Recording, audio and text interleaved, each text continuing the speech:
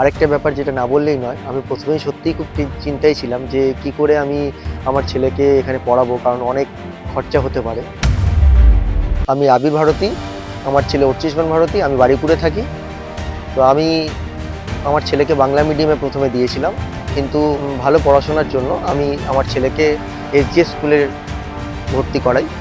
এটা শুধুমাত্র আমি এসজিএস স্কুলে এসেই ভর্তি করেছি এরকম নয়, আরও অনেকগুলো স্কুলে আমি গেছিলাম তাদের পরিকাঠামো, তাদের এই সমস্ত দেখার জন্য।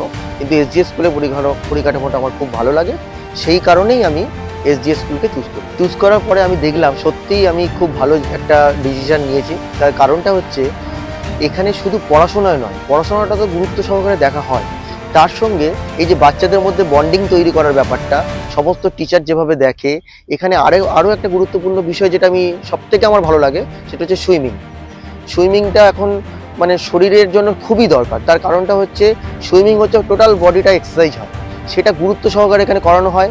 টিচিং স্টাফ আছে, তারা খুব যত্ন সহকারে সুইমিংটা এদেরকে শেখায়।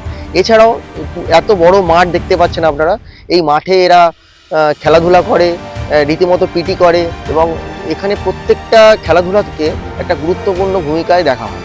সেটা শুধুমাত্র পড়াশোনার বাইরেও এই ধরনের কালচারগুলো থাকার জন্য আমার এই স্কুলকে খুব ভালো লেগেছে।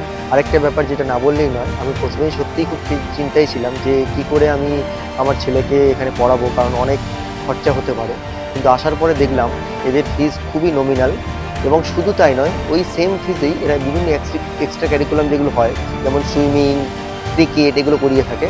অন্যান্য স্কুলে কি হয়, এগুলোর জন্য আলাদা ফিস নেওয়া হয়, চেসের জন্য আলাদা ফিস নেওয়া হয়, বা সুইমিংয়ের জন্য আলাদা ফিস নেওয়া হয়। এদের কিন্তু ওই একই ফিজে এবং একই মান্থলি ফিজে টোটাল জিনিসটা করানো হয়। এটা আমার খুব ভালো লেগেছে।